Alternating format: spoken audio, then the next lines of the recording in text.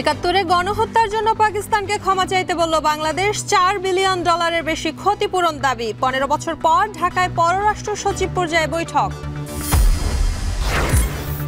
ঢালাও গণভোট হলে জটিলতা বাড়বে। 70 অনুচ্ছেদ বাতিল হলে রাষ্ট্র পরিচালনায় বাধার শঙ্কা। রোববার ঐকমত্য কমিশনের সঙ্গে ফের বৈঠক বিএনপির। লন্ডনে খালেদা জিয়ার সঙ্গে নির্বাচনের দিনক্ষণ নিয়ে আলাপ হয়নি, জানালেন জামায়াতের আমির। দলগুলোর অসহযোগিতায় সংস্কার নিয়ে শঙ্কা। হাজার কোটি টাকা আত্মসাতের অভিযোগে সাবেক এমপি মহারাজের বিরুদ্ধে দুদকের 8 মামলা। 20 কোটি টাকা ঋণ আত্মসাতে অভিযুক্ত সাবেক মন্ত্রী সাইফুজ্জামান। এবং মন্ত্রণালয়ের সচিবের সঙ্গে আলোচনায় আসেনি সমাধান। অসন্তুষ্ট পলিটেকনিক শিক্ষার্থীদের আরো কঠোর কর্মসূচির হুঁশিয়ারি। কিছুক্ষণের মধ্যেই মশাল মিছিল।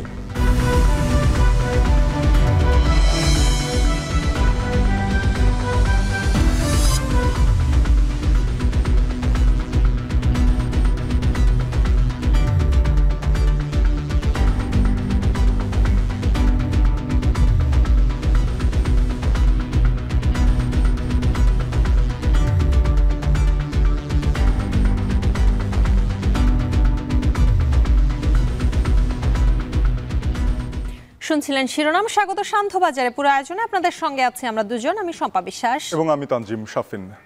71 গণহত্যার জন্য পাকিস্তানকে ক্ষমা চাইতে বলল বাংলাদেশ। 15 বছর পর ঢাকায় পররাষ্ট্র সচিব পর্যায়ের বৈঠকে এই আহ্বান জানানো হয়।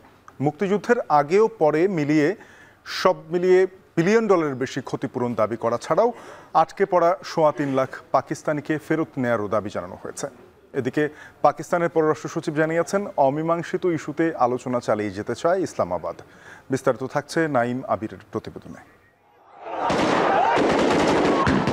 71-এ বাংলাদেশের নিরস্ত্র বাঙালির উপর যে গণহত্যা চালিয়েছিল তৎকালীন পাকিস্তান সরকার, 9 মাস রক্তক্ষয়ী মুক্তিযুদ্ধের পর স্বাধীনতা লাভের পরেও এত বড় গণহত্যার জন্য এখনো পর্যন্ত ক্ষমা চায়নি পাকিস্তান। এরপর থেকে বাণিজ্য, কূটনৈতিক সহ নানা ইস্যুতে পাকিস্তানের সঙ্গে বাংলাদেশের সম্পর্কের দূরত্ব ছিল। তবে 2024 সালের 5 আগস্ট আওয়ামী লীগ সরকারের পতনের পর বাংলাদেশ পাকিস্তান সম্পর্কে নতুন গতি পায়। জলপথে সরাসরি পাকিস্তান থেকে বাংলাদেশে পণ্য পরিবহন বন্ধ ছিল। গেল 11 নভেম্বর প্রথমবার পাকিস্তান থেকে পণ্য সরাসরি চট্টগ্রাম বন্দরে আসে।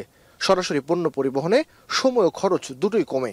এছাড়া ঢাকা করাচির মধ্যে সরাসরি ফ্লাইট চালুর সিদ্ধান্ত হয়, যা 2019 সালের পর বন্ধ ছিল। এমন প্রেক্ষাপটে দীর্ঘ 1.5 দশক পর পাকিস্তানের কোনো পররাষ্ট্র সচিবের বাংলাদেশ সফর। 2010 সালে ইসলামাবাদে যে দরজা বন্ধ হয়েছিল, 2025-এ তা খুলল ঢাকায়। ফরেন অফিস কনসালটেন্সিতে অংশ নিতে বৃহস্পতিবার সকাল 10:30টায় পদ্মায় আসেন পাকিস্তানের সচিব আমনা বালুচ। তাকে অভ্যর্থনা জানান বাংলাদেশের পররাষ্ট্র সচিব। এরপরই শুরু হয় বৈঠক। প্রথমে প্রতিনিধি দল ও পরে 2 সচিবের একান্ত বৈঠক। বৈঠক শেষে বেরিয়ে যাবার আগে আমনা বালুচ গণমাধ্যমে জানান, বৈঠক ফলপ্রসূ হয়েছে। ঢাকায় আসতে পেরে খুশি তিনি।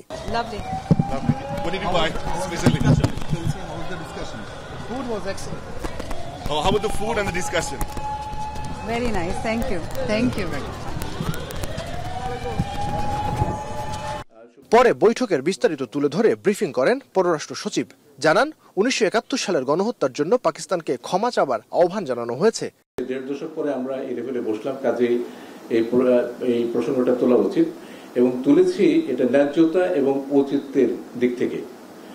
1, 2 নম্বর হচ্ছে এটা আমরা পাকিস্তানি প্রতিনিধি দলকে বলেছি যে বাংলাদেশের সাথে পাকিস্তানের সম্পর্ক এখন যে জায়গায় দাঁড়িয়েছে, সাম্প্রতিককালে উচ্চ পর্যায়ে যোগাযোগ এবং বিভিন্ন ক্ষেত্রে আমাদের যে সহযোগিতার কারণে, সেটিকে একটা শক্ত ভিত্তির উপর দাঁড় করাতে গেলে আমাদেরকে এই অমীমাংসিত বিষয়গুলো মীমাংসা আসল প্রয়োজন। ক্ষমা চাওয়ার নিয়ে যে কৌশল, দেখেন আমরা আমাদের দিক থেকে আমাদের অবস্থানটা তুলে ধরেছি এবং কূটনীতির কাজটাই হচ্ছে যে আমাদের অবস্থানটাকে তুলে ধরে সেটা নিয়ে এগিয়ে যাওয়া।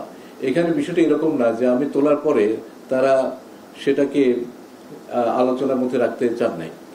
তারা বলেছেন যে তারা এই নিয়ে ভবিষ্যতে আলোচনা অব্যাহত রাখতে চান। একই সঙ্গে মুক্তিযুদ্ধের আগে ও পরে সব মিলে $4.32 বিলিয়ন ক্ষতিপূরণ চেয়েছে বাংলাদেশ। আমাদের কাছে যে হিসাবটা আছে সেখানে দেখানো আছে যে former deputy chairman of planning commission বাংলাদেশের, তার একটা হিসাব অনুযায়ী 4,000 মিলিয়ন US ডলার, আর আরেকটা হিসেবে বলা আছে 4.32 বিলিয়ন। আমরা আজকে আলোচনায় এই ফিগারটাই বলেছি। এছাড়াও বাংলাদেশে আটকে পড়া প্রায় 3.25 লাখ পাকিস্তানিকে ফেরত নিতে তাগিদ দেওয়া হয়েছে।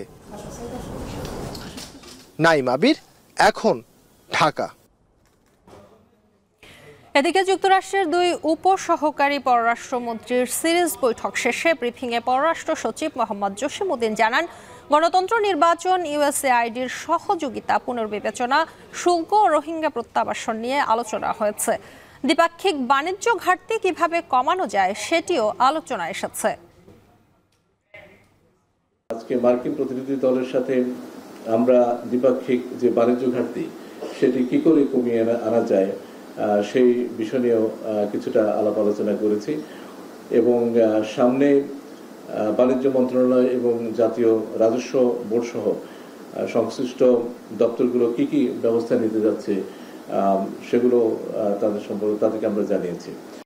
জাতীয় ঐকমত্য কমিশনের সাথে বৈঠক শেষে সংবিধানের 70 অনুচ্ছেদ বাতিল হলে রাষ্ট্র পরিচালনায় বিঘ্ন ঘটবে বলে মন্তব্য করেছে বিএনপির স্থায়ী কমিটির সদস্য সালাউদ্দিন আহমেদ। এ সময় জাতীয় সাংবিধানিক কাউন্সিল প্রবর্তন হলে নির্বাহী বিভাগ ও আইনসভা দুর্বল হতে পারে আশঙ্কা প্রকাশ করেন তিনি। আর ঐকমত্য কমিশনের সহসভাপতি ডক্টর আলী রিয়াজ জানান, ঐকমত্যের ভিত্তিতে জাতীয় সনদ তৈরি করাই কমিশনের মূল লক্ষ্য।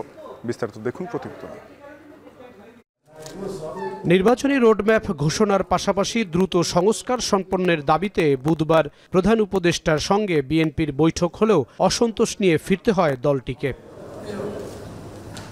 এবার নির্বাচনকে সামনে রেখে সংস্কার প্রস্তাব এগিয়ে নেয় এবং মতানৈক্য দূর করতে জাতীয় সংসদ ভবনে ঐকমত কমিশনে বিএনপির প্রতিনিধি দল।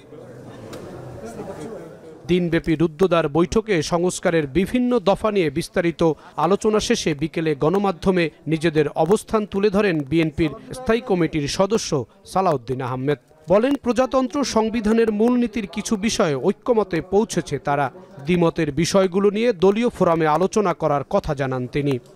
সংবিধান সংস্কার কমিশনের যে রিপোর্টগুলো আমরা আলোচনা করেছি তাতে আমরা সংবিধানের প্রিয়াম্বল, প্রজাতন্ত্র এবং আমাদের রাষ্ট্র পরিচালনার মূলনীতি, ফান্ডামেন্টাল রাইটস, এগুলোর ক্ষেত্রে অনেক বিষয়ে আমরা একমত পোষণ করতে পেরেছি। তা আমরা কিছু কিছু বিষয় এমন আছে যে সমস্ত বিষয়গুলো আমরা এখানে বিবেচনা করা উচিত বলে মনে করেছি, সেটা আবার আমাদের দলীয় ফোরামেরও আমাদের আলোচনা করতে হবে। এ সময় জাতীয় সাংবিধানিক কাউন্সিল প্রবর্তন হলে নির্বাহী বিভাগ ও আইনসভা দুর্বল হতে পারে এমন আশঙ্কায় বিএনপি সংবিধানের 70 অনুচ্ছেদ বহাল রাখার পক্ষে মত দিয়েছে। রাজনৈতিক কালচারে, সামাজিক কালচারে এবং প্র্যাকটিসে যদি আমরা 70 অনুচ্ছেদ অর্থ বিল ছাড়া বাকি সর্বক্ষেত্রে ওপেন করি তাহলে সরকারের স্থায়িত্ব থাকবে না এবং রাষ্ট্র পরিচালনার ক্ষেত্রে ব্যাপক বাধা আসতে পারে।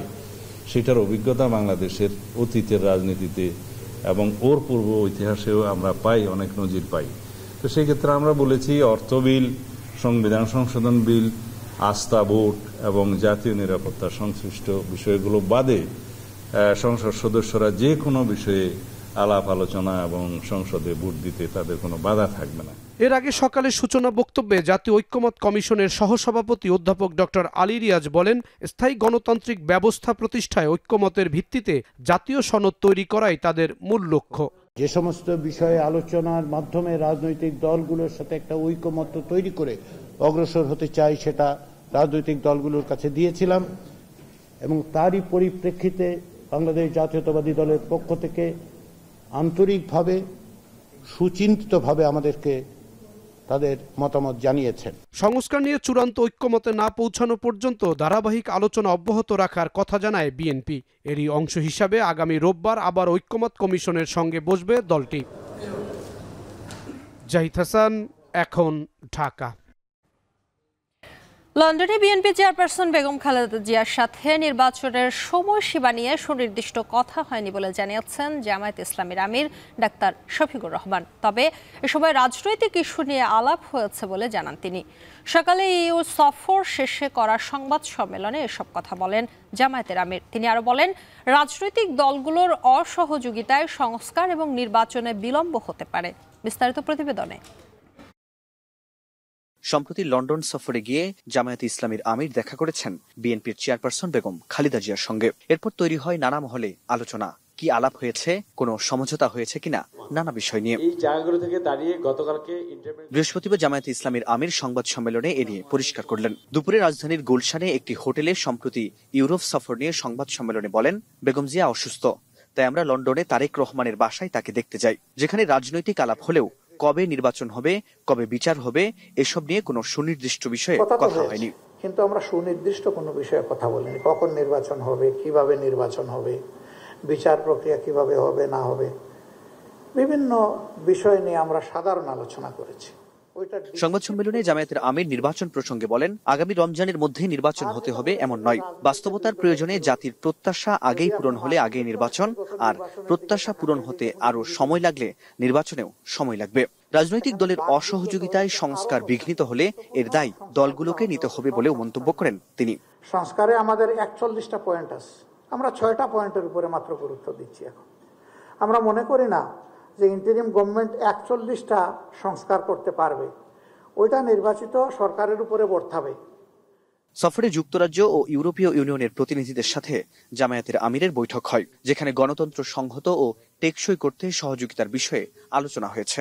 যে আমাদের দেশে কিছু স্পেশালাইজড ইকোনমিক জোন আছে, আমরা আমাদের সরকারকে সুপারিশ করব তারা যেন ইউরোপের জন্য একটা স্পেশালাইজড ইকোনমিক জোন ডেজিগনেট করে। যদি সেটা করে তাহলে আপনারা একটা বেটার পরিবেশ পাবেন এবং নিজের মতো করে সুন্দরভাবে এটাকে সাজাতে পারবেন। এই ক্ষেত্রে কিছু ট্যাক্স ট্যারিফের বিষয় আছে, সেইটা আলোচনার মাধ্যমে সেটেল করা সম্ভব। তারা এখানে ব্যাপক উৎসাহ প্রদর্শন করেছেন যে আমরা এটাকে ইতিবাচকভাবে নেব। সংবাদ সম্মেলনে বাংলাদেশ সরকারকে ইউরোপের জন্য আলাদা একটি ইকোনমিক জোন করার আহ্বান জানান বাংলাদেশ জামায়াতে ইসলামীর আমির ডাক্তার শফিকুর রহমান। ফরহাদ বিন নূর, এখন, ঢাকা। নতুন রাজনৈতিক দল নিবন্ধন আবেদনের সময়সীমা কমপক্ষে 3 মাস বাড়ানোর জন্য নির্বাচন কমিশনকে অনুরোধ করেছে জাতীয় নাগরিক পার্টি এনসিপি। এ ব্যাপারে বৃহস্পতিবার নির্বাচন কমিশন সচিবের দপ্তরে চিঠি দিয়েছে এনসিপি। এ চিঠিতে আরও বলা হয়, বর্তমান নির্বাচন ব্যবস্থা সংস্কার কমিশনের সুপারিশের আলোকে প্রয়োজনীয় আইন ও বিধি প্রণয়ন বা সংশোধনপূর্বক নিবন্ধন কার্যক্রম শুরু হওয়া দরকার। তাছাড়াও মৌলিক সংস্কারের আলোকে নির্বাচন কমিশন পুনর্গঠন, নতুন রাজনৈতিক দলের নিবন্ধন, বিদ্যমান নিবন্ধিত দলের নিবন্ধন হালনাগাদ করাও আবশ্যক। সিইসির একান্ত সচিব আশরাফুল আলম ও এনসিপির যুগ্ম আহ্বায়ক ও সংস্কার সমন্বয় কমিটির কোঅর্ডিনেটর এ তথ্য নিশ্চিত করেছেন।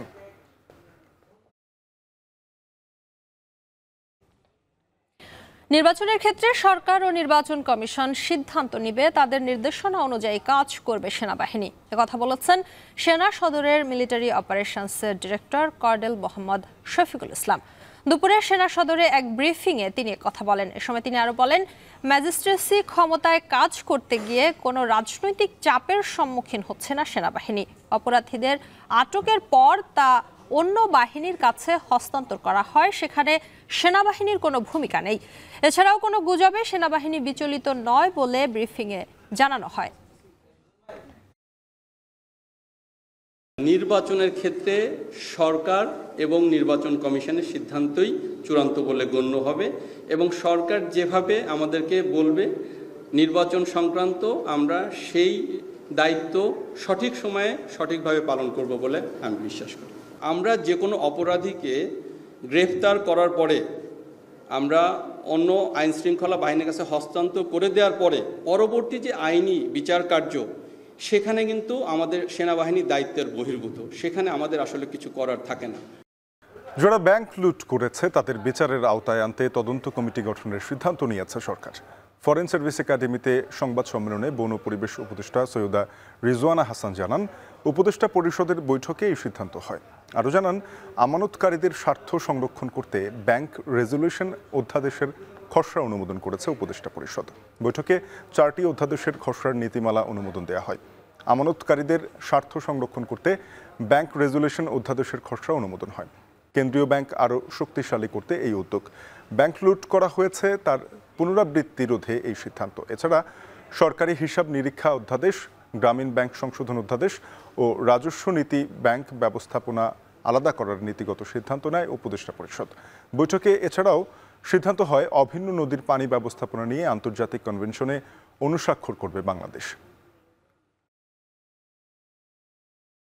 সিপিসির কিছু সংশোধনী আনা হয়েছে যাতে করে যারা বিচার প্রার্থী তাদের সময় কম লাগে, তাদের টাকা কম লাগে। অনেক সময় আমরা যারা উকিল আছি তারা নানান অজুহাতে বিভিন্ন সময় নিয়ে মামলার প্রক্রিয়া বিলম্বিত করি, সেটা যেন না হয় সেরকম কতগুলো সিদ্ধান্ত এসেছে। ঋণের নামে টাকা আত্মসাৎ করেছেন পতিত আওয়ামী লীগের ভূমিমন্ত্রী সাইফুজ্জামান চৌধুরী। এমন অভিযোগের ভিত্তিতে দুদকে মামলা হয়েছে তার বিরুদ্ধে।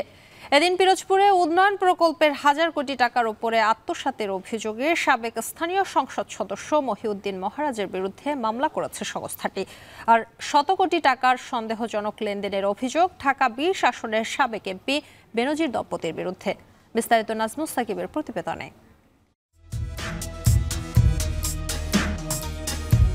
লন্ডন, আরব আমিরাত সহ বিদেশে 600-র বেশি বাড়ির মালিক পতিত সরকারের ভূমিমন্ত্রী সাইফুজ্জামান চৌধুরী। ইতোমধ্যে এসব জব্দের আদেশ দিয়েছে আদালত। এছাড়াও 1000 কোটি টাকার অর্থ পাচারের অভিযোগও তার বিরুদ্ধে।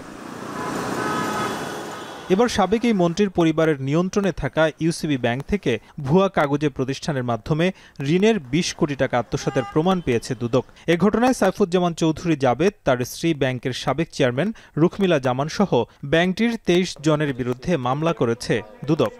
কাগজে প্রতিষ্ঠানের হিসাবে আরামেড সিমেন্ট লিমিটেডের 20 কোটি টাকার দায় শোধ করার অপরাধ অনুসন্ধানকালে প্রমাণিত হয়।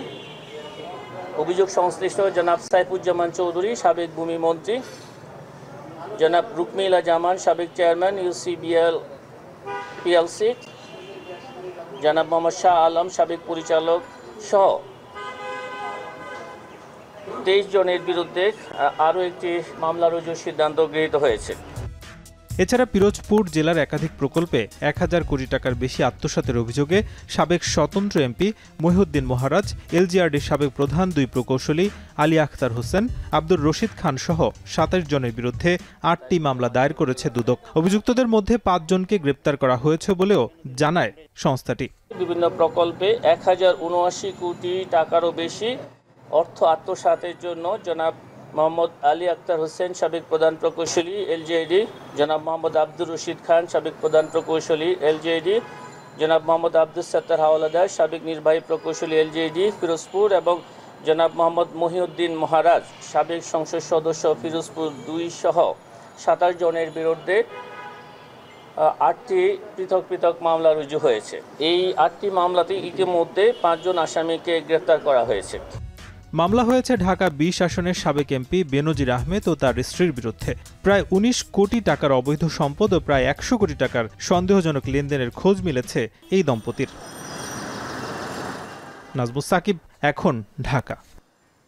আইএমএফ এর ঋণের চতুর্থ ও পঞ্চম কিস্তি পাওয়া যাবে কিনা তা নিয়ে এখনও অনিশ্চয়তা রয়েছে। তবে এপ্রিলের আলোচনায় সমঝোতা হলে আগামী জুন শেষে কিস্তির টাকা পাওয়া যেতে পারে বলে জানিয়েছেন আন্তর্জাতিক মুদ্রা তহবিল। বৃহস্পতিবার আইএমএফ মিশনের সফর শেষে ব্রিফিংয়ে একথা জানান মিশন প্রধান Chris papa Giorgio.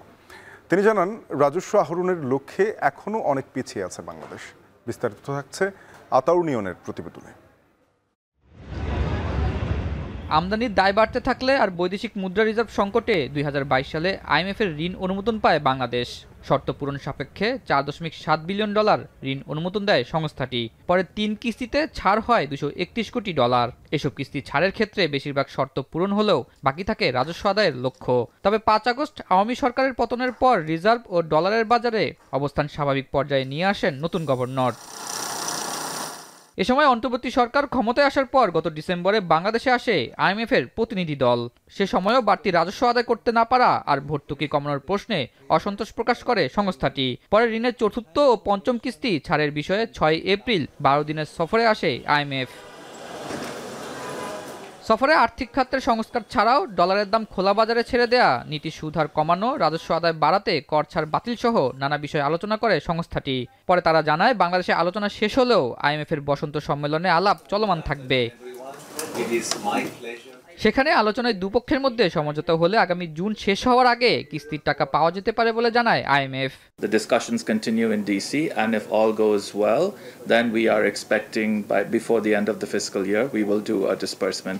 So by end June we will try and do the disbursement. That is our current baseline. এ সময় ঋণের শর্ত হিসেবে বাংলাদেশের রাজস্ব আহরণ পরিস্থিতিতে IMF সন্তুষ্ট নয় বলেও জানানো হয়। Bangladesh is very low. Just to give you a statistics, over the last 10 years, most of the countries, most developing economies are at the level of 10 to 15%. With Bangladesh at 8%, we see a lot of value for making this progress. Now on the specifics. The specifics is that we try to create momentum. So we try to change the minds of people, the community, that this revenue to GDP ratio has to be a larger number. Bangladesh to failed or not fulfill the তবে সংস্কারে বাংলাদেশ সঠিক পথে আছে বলে জানায় IMF। সেক্ষেত্রে ডলারের দাম খোলা বাজারে ছাড়ার এখনই সঠিক সময় বলে জানায় তারা। The question was about the flexibility of the exchange rate and the market conditions right now. We also see that the illegal exchange rate with the official exchange rate difference is very small, and we praise the authorities for this. There is, I think, an agreement between us and the governor, Bangladesh Bank, on flexibility. There is no doubt that we are all want to move in the same direction. We see more flexibility of the exchange rate regime in Bangladesh.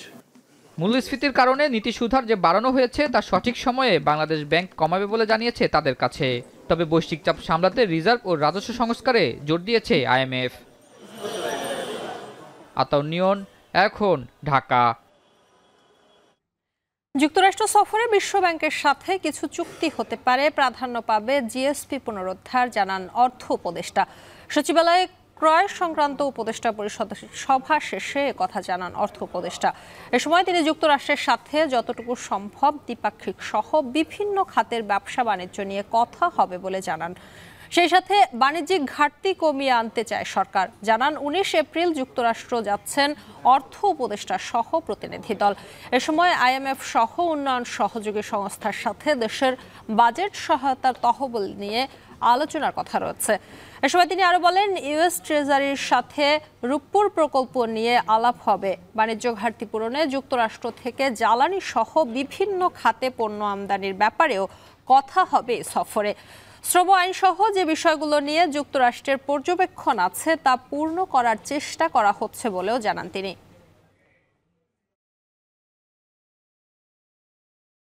আমাদের যে প্রত্যাশা যে trade গ্যাপটা আছে, এই trade গ্যাপটা একটা argument না, কারণ আমরা চাচ্ছি যে আমাদের যে নর্মাল ট্রেড আছে যতটুকু আমরা চাচ্ছি, বিশেষ করে জিএসপিটা আমরা ইসে করতে পারি কিনা, কারণ জিএসপিটা তো আমেরিকার মার্কেট অত ইম্পর্টেন্ট, ইউরোপ মার্কেট, টার্কির মার্কেট আছে, সেটা ওপেন করতে পারি কিনা।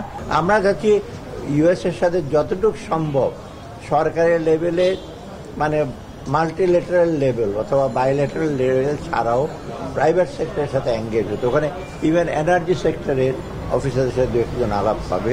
আমরা এক্সপোর্ট যে করি তার চেয়ে বেশি, তার চেয়ে কম ওরা ইম্পোর্ট করে, এই জন্য ট্রেড ডেফিসিটটা হয়েছে, ওগুলো নিয়ে আলাপ করে। ভিসি পদত্যাগের এক দফা দাবিতে খুলনা প্রকৌশল ও প্রযুক্তি বিশ্ববিদ্যালয়ে আজও বিক্ষোভ করছেন শিক্ষার্থীরা। ক্যাম্পাস জুড়ে পালন করা হচ্ছে মশাল মিছিল কর্মসূচি। এ নিয়ে বিস্তারিত জানাতে কুয়েট ক্যাম্পাস থেকে আমাদের সঙ্গে যুক্ত হয়েছেন সহকর্মী রামিম চৌধুরী। রামিম, জানাবেন শিক্ষার্থীরা মশাল মিছিল থেকে কোন ধরনের দাবি দাওয়া তুলছেন, কুয়েট ক্যাম্পাসের বর্তমান পরিস্থিতি কি? শাফিন, খুলনা প্রকৌশল ও প্রযুক্তি বিশ্ববিদ্যালয়ে কিন্তু গত কয়েকদিন ধরে আমরা দেখেছি যে ভিসি পদত্যাগের যে এক দফা দাবি, সেই দাবি নিয়ে কিন্তু বিক্ষোভ করছে, আন্দোলন করছে সাধারণ শিক্ষার্থীরা। আজকেও কিন্তু একই রকম অবস্থা। আজকে আমরা দেখেছি যে সন্ধ্যার পর থেকে কিন্তু মশাল মিছিলের যে যে আয়োজন সেটি কিন্তু এরই মধ্যে শুরু হয়েছে। আপনি দেখতেই পাচ্ছেন যে এখানে কিন্তু সাধারণ শিক্ষার্থীরা সব দুর্বার বাংলার যে চত্বর সেখানে এসে উপস্থিত হয়েছেন এবং তারা কিন্তু মশাল মিছিলের যে প্রস্তুতি সেটি কিন্তু তারা নিচ্ছেন এবং এখানে কিন্তু তারা যে মশালগুলো নিয়ে মিছিল করবেন সেই মশালগুলো প্রস্তুত করছেন। এরই মধ্যে আমরা দেখেছি যে এর আগে গত 13 তারিখে কিন্তু এখানকার যারা শিক্ষার্থীরা রয়েছেন তারা কিন্তু ক্যাম্পাসে ঢুকেছেন এবং তালাবদ্ধ ক্যাম্পাসে তালাবদ্ধ যে হলগুলো ছিল সেই হলের তালা ভেঙে কিন্তু তারা হলে প্রবেশ করেছেন। এর আগে 13 তারিখে ঢোকার পর থেকে কিন্তু তারা বেশ কয়েকবার শিক্ষকদের সাথে কথা বলেছেন হল খোলার জন্য, কিন্তু হল খোলার সিদ্ধান্তেও কিন্তু নেওয়া হয়নি শিক্ষকদের পক্ষ থেকে, যার ফলে কিন্তু তারা হলের যে তালা ভেঙে কিন্তু তারা প্রবেশ করেছেন এবং তারা তারপর থেকে কিন্তু এক দফা দাবিতেই কিন্তু আন্দোলন করছেন। তারা যেটি বলছেন যে মূলত কিন্তু বর্তমান যে ভিসি রয়েছেন তিনি শিক্ষার্থী বান্ধব না এবং শিক্ষার্থীদের যে নিরাপত্তা দিতে তিনি ব্যর্থ হয়েছেন। সব কিছু মিলিয়ে তারা এই ভিসিকে আর চান না এবং এর আগেই কিন্তু তারা এই ভিসিকে অবাঞ্ছিত ঘোষণা করে কিন্তু তারা এই ভিসির অধীনে তারা শিক্ষা কার্যক্রম চালু রাখবেন না বলে জানিয়েছেন।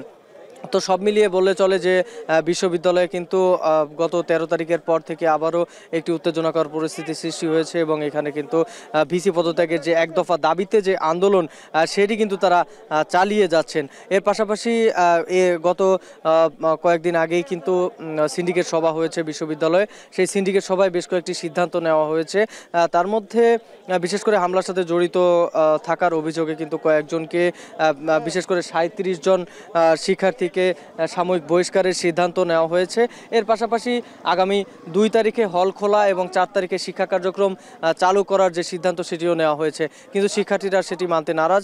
তারা যেটি বলছেন যে মূলত কিন্তু হল আগেই খুলতে হবে কারণ শিক্ষার্থীরা হলে চলে এসেছে এবং এই ভিসির যে আন্ডারে কিন্তু তারা শিক্ষা কার্যক্রম চালু করবে না। সব মিলিয়ে এক দফা দাবির যে আদায়ের যে লক্ষ্যে কিন্তু তারা একেবারেই অনড় রয়েছেন। তো শাফিন, কুয়েট ক্যাম্পাস থেকে এই ছিল আমার কাছে সবশেষ খবর। ঢাকা বোট ক্লাবের সভাপতির পদ জোর করে দখল করেছিলেন পুলিশের সাবেক আইজিপি বেনজির আহমেদ। ক্ষমতার অপব্যবহার করে আত্মসাৎ করেছেন ক্লাবটির 32 কোটি টাকা। বৃহস্পতিবার ঢাকা বোট ক্লাবে আয়োজিত সাবেক সভাপতি বেনজির আহমেদের আর্থিক অনিয়ম নিয়ে আয়োজিত এক সংবাদ সম্মেলনে এসব অভিযোগ তুলে ধরেন ক্লাবটির বর্তমান সভাপতি নাসিরউদ্দিন মাহমুদ। এ সময় তিনি বলেন, শুধু ভয়ভীতি ও ক্ষমতার অপব্যবহার করে এই ক্লাবের সভাপতির পদ দখল করেছিলেন বেনজির। ক্লাবটির জমি দখল নিয়ে ওঠা অভিযোগও সত্য নয় বলে দাবি করেন নাসির। এ সময় আরও উপস্থিত ছিলেন ক্লাবটির বর্তমান কমিটির 11 জন সদস্য।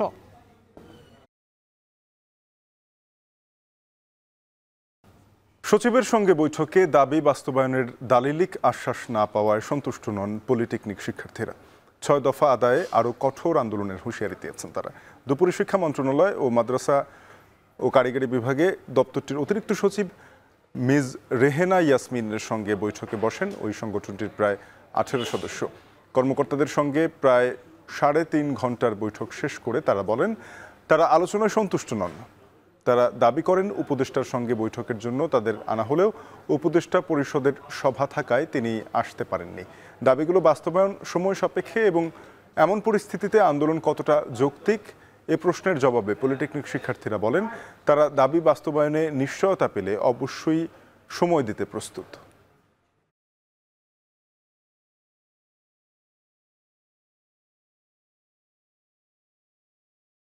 সংশ্লিষ্ট যারা কর্তৃপক্ষ তাদের সাথে আমাদের কিছু বিষয় নিয়ে আলোচনা হয়েছে, কিন্তু আমরা আলোচনার ফলাফল এটা দেখতেছি যে তারা আমাকে কোনো পেপার ওয়ার্ক দেখাইতে পারতেছে না বা তারা যে পদক্ষেপ নিচ্ছে সেটার কোনো ডকুমেন্ট তাদের কাছে নাই। তারা বলতেছে তারা নিয়োগ বিধি সংশোধন করেছে, এটা করেছে, ক্লাবদের বিরুদ্ধে এই পদক্ষেপ নিয়েছে, কিন্তু আমরা কোনো দৃশ্যমান ফলাফল পাচ্ছি না। তাদের সকল কিছুতেই তারা আলোচনার সময় লাগবে, সময় ক্ষেপণ করার প্রস্তুতি আসতেছে। তাই সেই ক্ষেত্রে আজকের বৈঠকে আমরা কারিগরি ছাত্র আন্দোলন বাংলাদেশ কোনোভাবেই সন্তুষ্ট নই। দাবি পূরণ না হওয়ার প্রতিবাদে সারা দেশে মশাল মিছিলের আয়োজন করেছেন পলিটেকনিক শিক্ষার্থীরা। তেজগাঁও পলিটেকনিকের সামনে থেকে বিষয় বিস্তারিত জানাতে যুক্ত হবেন সহকর্মী বায়াজিৎ সাদ এবং সিলেট থেকে যুক্ত হবেন সহকর্মী সন্দীপন শুভ। শুরুতেই যাচ্ছি সাদের কাছে।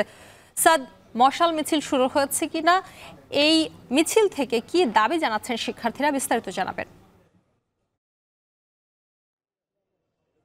শম্পা যেমনটি বলছিলেন, মূলত পলিটেকনিকের যে শিক্ষার্থীরা রয়েছে তারা গতকাল থেকে তাদের দাবি দেওয়া নিয়ে 6টি দাবি নিয়ে তারা আন্দোলন করেছে এবং রাজধানী সহ সারা দেশেই কিন্তু তাদের দাবি দেওয়ার জন্য তারা আন্দোলন করে। তবে আজকে সচিবালয় শিক্ষা মন্ত্রণালয়ে যেই বৈঠকটি ছিল সেই বৈঠকে তাদের যে 6 দফা দাবি সেটি বাস্তবায়নের লক্ষ্যে তাদের সঙ্গে আসলে তারা বলছেন যে তাদের সঙ্গে প্রতারণা করা হয়েছে এবং সেই সঙ্গে গতকালকে কুমিল্লায় যে হামলাটি হয়েছে এর প্রতিবাদে কিন্তু আজকে তারা মশাল মিছিল করার প্রস্তুতি নিয়েছে এবং সেই ধারাবাহিকতায় কিন্তু দেশের বিভিন্ন স্থানে মশাল মিছিল হচ্ছে। তবে ঢাকাতে এখনো শুরু হয়নি। ঢাকাতে আমরা দেখতে পাচ্ছি যে ঢাকা পলিটেকনিক ইনস্টিটিউটের সামনে শিক্ষার্থীরা জড়ো হয়েছে এবং এখানে পুলিশও মোতায়েন রয়েছে। তারা কিছুক্ষণ আগেই কিন্তু শিক্ষার্থীদের সঙ্গে পুলিশ কথা বলেছে এবং তাদেরকে বোঝানোর চেষ্টা করেছে যে এখানে মশাল মিছিলটি তারা করতে পারবে, তবে কোনো ধরনের কোনো বিশৃঙ্খলা যাতে তৈরি না হয় এবং তারা যেন এখানে ঠিকঠাকভাবে তাদের যে দাবি দাওয়াগুলো আছে সেগুলো নিয়ে তারা যেন কথা বলেন।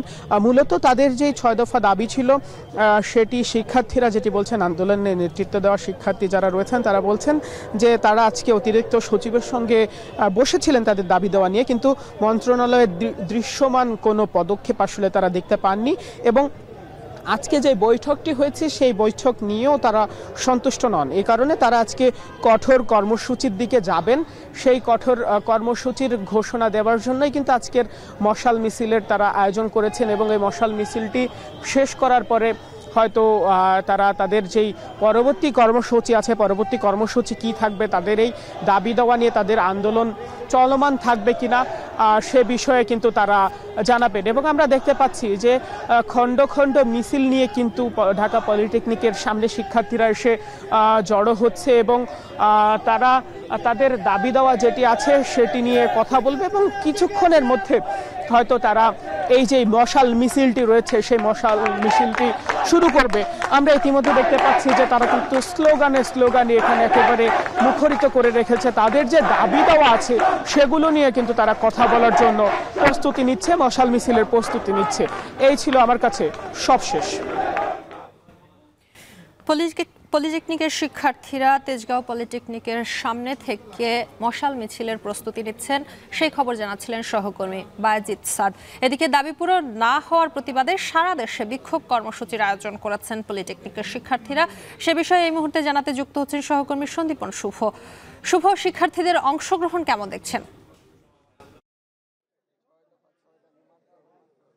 শম্পা, আমি রয়েছি সিলেট বিভাগে ডিপ্লোমা ইঞ্জিনিয়ারিং শিক্ষার্থীদের অন্যতম বিদ্যাপীঠ সিলেট পলিটেকনিক ইনস্টিটিউটে এবং এই মুহূর্তে সিলেট পলিটেকনিক ইনস্টিটিউটের শিক্ষার্থীরা কিন্তু খুব বেশি ক্ষুব্ধ তারা এবং তারা প্রতিবাদ প্রকাশ করছেন। আমরা যেমনটি দেখছিলাম যে আজকে ঢাকায় সচিবালয়ে একটি সভা হয়েছে, সেই সভায় কিন্তু তাদের 6টি দাবি নিয়ে তারা 6 দফা দাবি ছিল, সেই 6 দফা দাবির কিন্তু দালিলিক কোনো প্রকার তারা আশ্বাস না পাওয়ায়, তারা আশ্বস্ত না হওয়ায় কিন্তু তারা এখনও তাদের প্রতিবাদ চালিয়ে যাচ্ছেন। এবং জানিয়ে রাখা ভালো, সেই 6 দফা দাবি কিন্তু আজকের নয়, সেটি দীর্ঘদিন ধরে তারা কিন্তু এই দাবি করছেন এবং তারা যেমনটি বলছিলেন যে ক্রাফট ইন্সপেক্টর নামে যে পদটি রয়েছে সেই পদটি হচ্ছে জেনারেল বা সাধারণ শিক্ষা থেকে যারা পাশ করে আসেন তাদের নিয়োগ দেওয়া হয় ক্রাফট ইন্সপেক্টর পদে এবং তাদেরকে কিন্তু 2 বছর বা 3 বছর পরে পদোন্নতি দেওয়া হয়, যেটি তারা মেনে নিতে পারছেন না। তারা বলছেন যে এটি অবৈধ এবং তারা বলছেন যে এই পদোন্নতি তারা মেনে নেবেন না, কারণ তারা আরও কিছু দাবি দেওয়া করছেন, যেমন ডিপ্লোমা ইঞ্জিনিয়ারিং যে শিক্ষা পদ্ধতি রয়েছে সেই কোর্সটি কিন্তু পুরোপুরি ইংলিশে যেন করা হয়, ইংরেজি মাধ্যমে যেন তারা পড়তে পারেন সেই দাবিও তারা জানিয়েছেন। এবং তারা আরও জানিয়েছেন যে তাদের যে বিশ্ববিদ্যালয় রয়েছে সেটি অত্যন্ত অপ্রতুল, তাদেরকে যেন টেকনিক্যাল বিশ্ববিদ্যালয় চালু করা হয় অচিরেই এবং তাদের যে চাকরির 10ম গ্রেড যেটি বলছিলেন তারা যে 10ম গ্রেড তারা চাকরি পান, সেটিতে যেন এর নিচে যেন তাদেরকে কখনোই চাকরি দেওয়া হয় না, তারা যেন তাদের যে পদে চাকরি দেওয়ার কথা সেটি যেন তারা পান এবং আগে যেরকম হয়েছিল তাদের সাথে যে অন্যায় হয়েছিল সেটিরও তারা শাস্তি দাবি করেছেন, যারা তাদের সাথে আসলে চাকরি নিয়ে কিছু প্রহসন হয়েছিল এগুলো নিয়ে তারা আসলে প্রতিবাদ করছেন। এবং এই মুহূর্তে সিলেট পলিটেকনিক ইনস্টিটিউট বেশ উত্তাল অবস্থায় রয়েছে এবং তারা কিন্তু মশাল নিয়ে মিছিল করছেন এবং কিছুক্ষণ মশাল নিয়ে বিক্ষোভ করছেন। কিছুক্ষণ পর কিন্তু তারা মিছিল নিয়ে বের হবেন এবং সিলেটের বিভিন্ন দক্ষিণ সুরমার বিভিন্ন সড়কে তারা কিন্তু প্রদক্ষিণ করবেন বলে জানা গেছে এবং তারা যেমনটি বলছেন যে তাদের দাবি দেওয়া আদায় না হলে কিন্তু তারা আসলে আরও বেশি বিক্ষুব্ধ হবে এবং তারা পুরোপুরি এই সিলেট পলিটেকনিক ইনস্টিটিউটটি কিন্তু শাটডাউন করে দেওয়া হয়েছে এবং এখানে ক্লাস পরীক্ষা সহ ফর্ম ফিল আপ সহ সব কিছু বর্জন করে রেখেছেন শিক্ষার্থীরা। শম্পা, এই ছিল সিলেট পলিটেকনিক ইনস্টিটিউটের বর্তমান পরিস্থিতি। ধানমন্ডি থানার প্রতারণা ও চাঁদাবাজির মামলায় গ্রেপ্তার দেখানো হলো মডেল মেঘনা আলমকে। 5 দিনের রিমান্ডে দেওয়া হয়েছে তার সহযোগীকে। পুলিশের দাবি, সৌদি রাষ্ট্রদূতকে প্রেমের ফাঁদে ফেলে $5 মিলিয়ন দাবি করেন এই মডেল।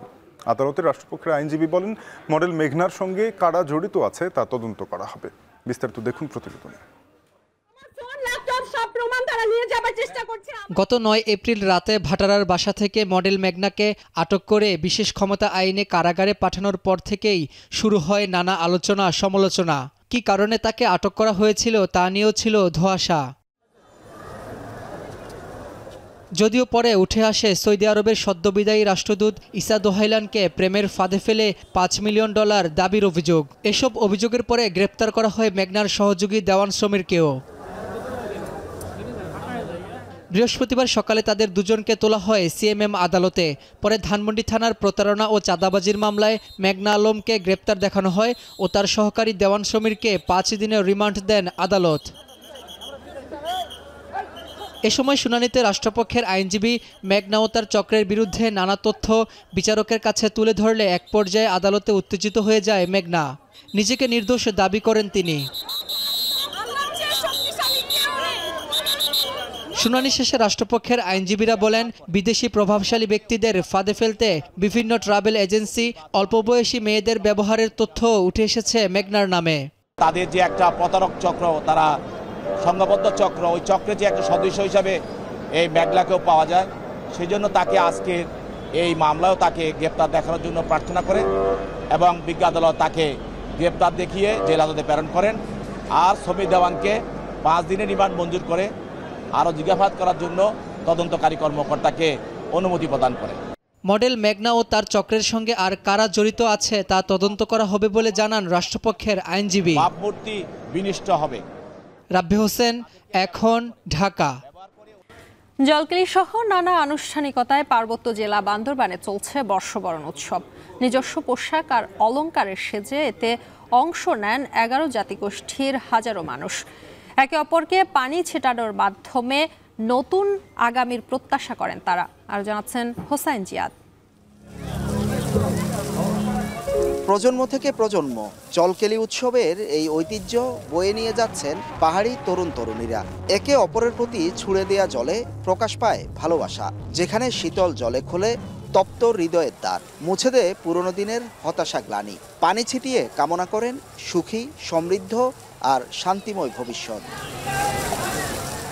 পাহাড়ের রুক্ষ প্রকৃতি বর্ণিল হয়ে ওঠে বর্ষবরণে। বান্দরবানের রাজার মাঠে নিজস্ব সাজ পোশাক আর অলংকারে জলকেলিতে হাজির হন 11 জাতিগোষ্ঠীর হাজারো মানুষ।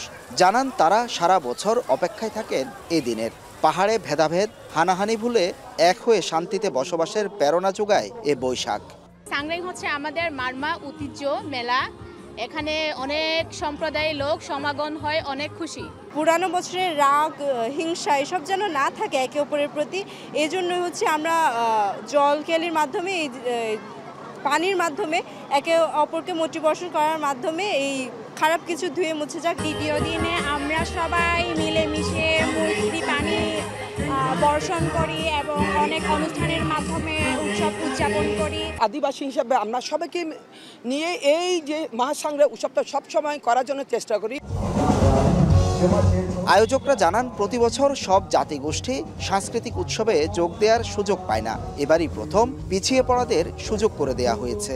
বিভিন্ন জাতিকে নিয়ে আমরা যাতে আগামীতে এই ধরনের লোকজা সংস্কৃতিকে তুলে আনার জন্য আমরা প্রজন্মকে আমরা দেখিয়ে দিচ্ছি এবং প্রজন্মদের কাছ থেকে আমরা যথেষ্ট সাড়া পাচ্ছি। সাংগ্রাম উদযাপনের সাথে আর বাদবাকি যে হচ্ছে বাঙালি সহ যে 12টা জনগোষ্ঠী এবং রাখাইন সহ যে 13টা জনগোষ্ঠী, আমরা একই প্ল্যাটফর্মে একই স্টেজে আমরা সেটা সুযোগ দিয়েছি এটা বিগত সময়ের কোনোভাবে এই ধরনের প্ল্যাটফর্মের সুযোগ দেওয়া হয় নাই।